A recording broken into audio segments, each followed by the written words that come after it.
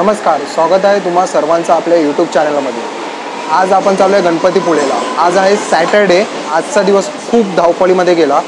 कामाला गेलो, कामावरनं घाई गडबडीमध्ये घरी आलो, कारण का आपल्याला कोकण कन्या ट्रेन पकडायची आहे मित्रहो। ठाण्यावरून ट्रेन पकडली तर उभा राहायला पण जागा भेटणार आहे असं मला वाटतं, कारण का गर्दी वगैरे खूप असेल, म्हणून मग आम्ही CSTला पकडण्यासाठी चाललो आहे। 9 वाजता घरातून निघालो आहे, 11 वाजता तिथून CSTवरून ट्रेन सुटेल, मग ती आपल्याला पकडायची आहे मित्रहो। संपूर्ण प्रवास तुम्हाला या व्हिडिओमध्ये पाहायला मिळेल, मुंबई टू गणपतीपुळे।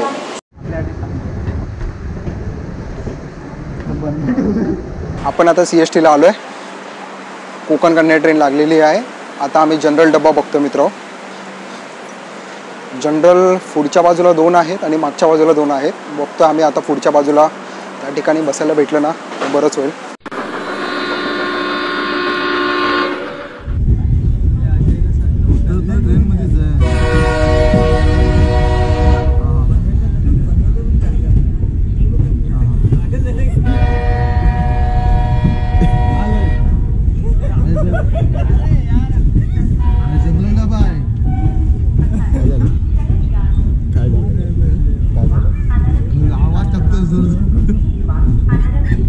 आत्ताच आपण रत्नागिरी स्टेशनला उतरलो।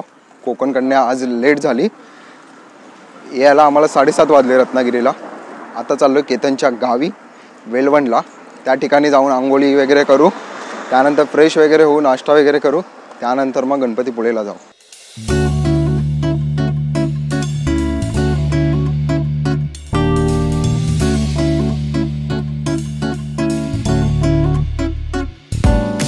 गावी ना ऑटोवाले कायच्या काय भाडं सांगतात। आम्ही रत्नागिरी स्टेशनला उतरलो, मग तिथून डेपोच्या इथे आलो। स्टॉपला तिथे गाडी वगैरे वाट बघत होतो, पण काय गाडी लवकर आली नाही, म्हणून ऑटोवाल्याला विचारलं तर 500 रुपये बोलतो। हार्डली 20 ते 25 मिनटाचा रस्ता आहे मित्रांनो। त्या रस्त्याने यायला 500 रुपये बोलत होता। मग काय नेहमीच अशा खडतर मार्गांवरती मित्रांनो लालपरी आपल्याला उपयोगी पडत असते। कमी खर्चामध्ये बेस्ट असा ट्रॅव्हलिंगचा उत्तम असा अनुभव येतो मित्रांनो STमधून। खूप मस्त असा अनुभव आला STमधून। मग तिथे नाक्याला उतरलो, नाक्याला उतरून मग या वॅगनरमधून आम्ही केतनच्या घरी आलो आहे। हे बघा, हे केतनचं घर आहे, मस्त आतमध्ये रूम्स वगैरे आहेत, खूप मस्त असं घर आहे। शेटकर आला, हे बघा, शेटकरने आंघोळ वगैरे केलेली आहे। अजय देखील फ्रेश झालेला आहे, सर्वांची तयारी चालली आहे। मित्र हो, केतनच्या घरी आलो, केतनच्या आईने मस्त असा पाहुणचार केला, पाणी वगैरे तापून ठेवलेलं, आलो, आंघोळी वगैरे केली, त्यानंतर आता फ्रेश झालेलो आहे। आता नाश्ता वगैरे करू, त्यानंतर मग आपण गणपतीपुळेला जाऊ। केतनच्या आईने म्हणजेच काकीने मस्त असं पाहुणचार केला। सकाळी मॉर्निंगला घावणे वगैरे बनवलेले, खाऊन मन एकदम तृप्त झालं। नाश्ता वगैरे केला आणि आता आम्ही चाललो आहे गणपतीपुळेला मित्रांनो। 2 बाईकवरनं चाललो आहे। हे बघा, एक बाईक शेटकर चालवतोय आणि एक केतन, दोघं रेडी आहेत। आम्ही मागे बसणार आहे दोघं, त्याच्या मागे अजय बसणार आणि याच्या मागे मी। हा थोडा रिस्की ड्रायव्हर आहे, बघूया आता।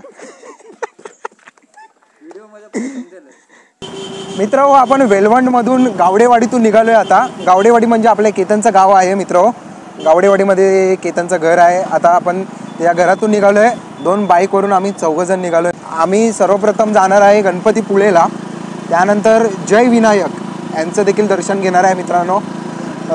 गणपती बाप्पा हे सर्वांच्या हाकेला धावून येतात, म्हणून आमच्या सर्वांचे फेवरेट आहेत गणपती बाप्पा। म्हणून मित्र हो, गणपती बाप्पांना आम्ही मनोभावे वंदन करून आजच्या या ट्रॅव्हलिंग व्लॉगला सुरुवात केलेली आहे। खूप मस्त असा ॲडव्हेंचरस असा व्लॉग होणार आहे, खूप मजा येणार। चला।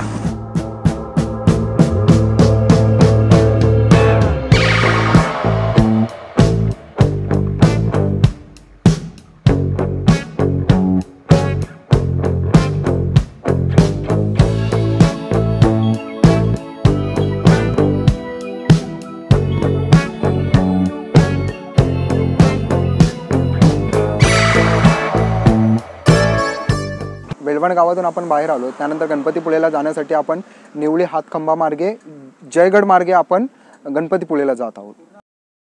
आता आपण निवळी फाट्याला आलो आहे। या ठिकाणी गाडीमध्ये थोडं पेट्रोल वगैरे देखील भरायचं होतं। केतन आणि विवेक जाऊन पेट्रोल भरून घेऊन आलेत। आणि आता केतन बघा इथे चहा पितोय.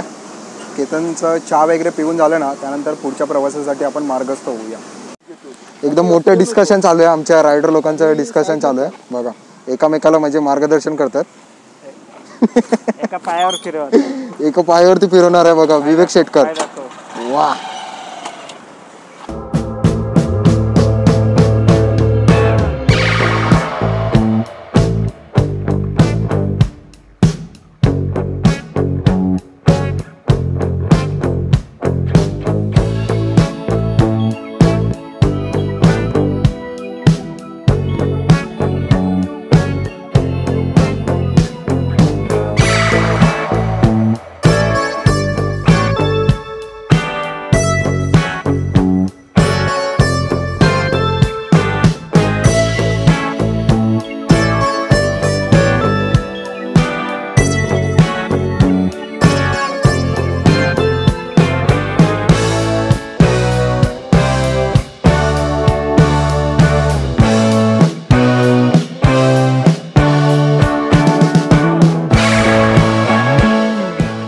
अर्ध्या वाटेमध्ये गाडी खेचले.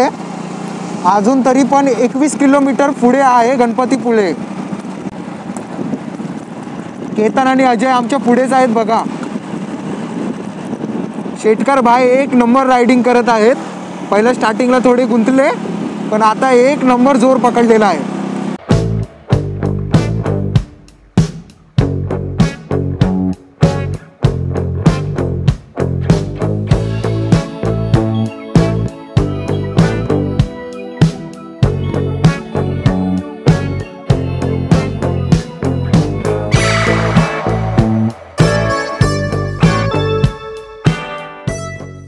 काय सांगू तुम्हाला, किती सुखद असा अनुभव आहे. आजूबाजूला झाडं झुडपं आणि अशा या झाडं झुडपांच्या मधून निघालेला हा रस्ता कधीच संपू नये असं वाटतंय. खूप सुखद असा अनुभव आहे मित्र हो. एक नंबर. फर्स्ट टाइम अशी लॉंग रूटची आपली जर्नी झालेली आहे, ते सुद्धा बाईकवरून.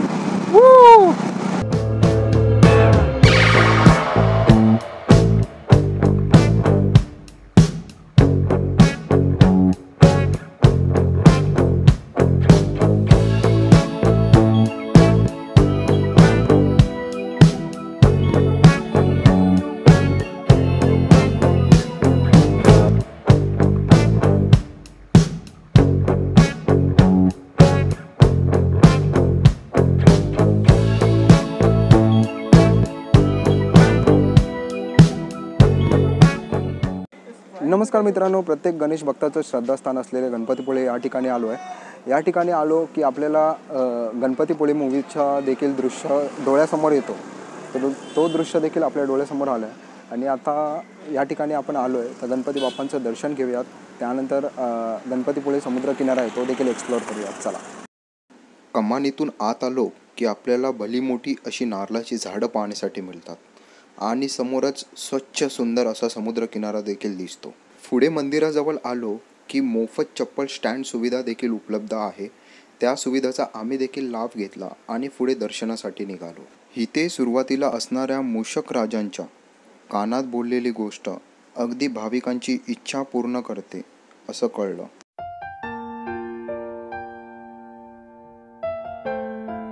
पुढे बाप्पांचं दर्शन घेण्या अगोदरच हातपाय धुण्याची देखील उत्तम सोय आहे. हातपाय धुवून पुढे रांगेत जात आपण मंदिराजवळ पोहोचतो.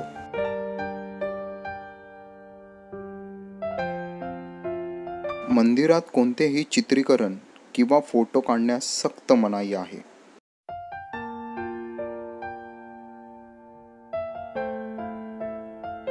मग काय, आमच्या सर्व ग्रुपनी आनंदी मनाने गणपती बाप्पांचे मनोभावे दर्शन घेतले. मंदिराच्या सभामंडपातील बांधकाम आणि त्यावरील नक्षीकाम अतिशय सुंदर आहे. हे सर्व मंदिर रेड आग्रा पाषाणापासून बनवलेले आहे. आम्ही सर्वजण मंदिराच्या गाभाऱ्यामध्ये एकांतासाठी बसलो.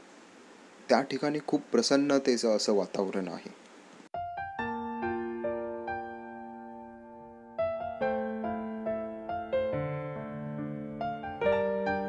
या मंदिराबद्दल सांगायचं झालं तर महाराष्ट्रातील रत्नागिरी जिल्ह्यातील सुंदर समुद्र किनाऱ्यावर हे मंदिर वसलेलं आहे. मागच्या बाजूला हिरवा डोंगर आणि प्रदक्षिणा मार्ग आहे आणि त्याच्या समोरच समुद्र किनाऱ्याचे आपल्याला दर्शन होते. या ठिकाणी सूर्यास्त आणि सूर्योदयाचा उत्तम असा देखावा आपल्याला पाहायला मिळतो.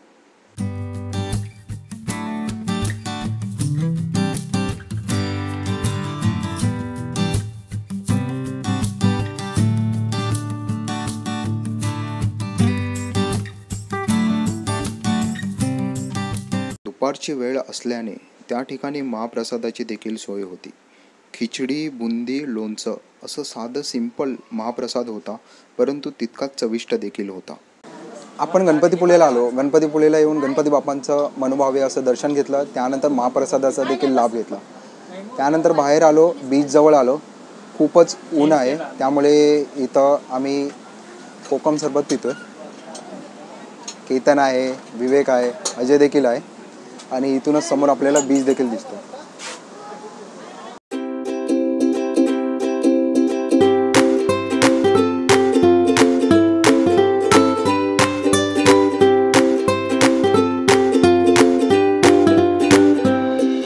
गणपतीपुळे बीचवरती आपण आलेलो आहे. गणपतीपुळे बीचवरती आलो ना, सर्वप्रथम पाणी ना एकदम शुभ्र असं आहे. कोणत्याही प्रकारची घाण नाही आहे इथे. खूप स्वच्छ असा सागर किनारा आहे आणि बाजूलाच वॉटर स्पोर्ट ॲक्टिव्हिटी देखील होत आहेत. आतमध्ये समुद्रामध्ये बोटी वगैरे घेऊन जात आहेत. अशा प्रकारे इकडचं माहोल आहे. पर्यटक देखील खूप मोठ्या प्रमाणामध्ये आहेत इथे. खूप शांतताप्रिय असं वातावरण आहे इथलं आणि पाणी तर एकदम स्वच्छ. हे बघा, त्या ठिकाणी खूपच गर्दी आहे वॉटर स्पोर्ट ॲक्टिव्हिटीसाठी आणि फेसाळ अशा लाटा येत आहेत. हे बघा, एकदम फेसाळ लाटा आहेत.